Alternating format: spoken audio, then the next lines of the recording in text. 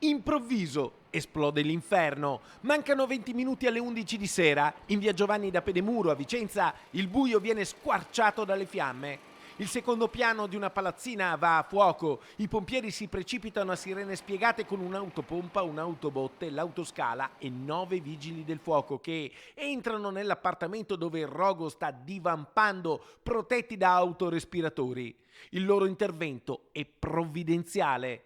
Disteso a terra, privo di sensi, trovano un uomo e ustionato su gran parte del corpo. Viene portato fuori dall'appartamento e subito assistito dai medici del SUAM 118 che lo trasferiscono in ospedale.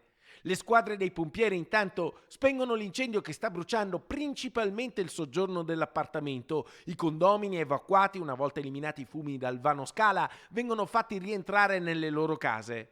Intanto, a causa dei danni di alcune pignatte del solaio nell'appartamento andato a fuoco, viene inibito l'uso della stanza corrispondente del piano sovrastante. Adesso le cause dell'incendio sono al vaglio dei tecnici dei vigili del fuoco che hanno messo in sicurezza la palazzina e l'appartamento da cui sono scaturite le fiamme. Il ferito è ricoverato nella rianimazione del San Bortolo in gravissime condizioni.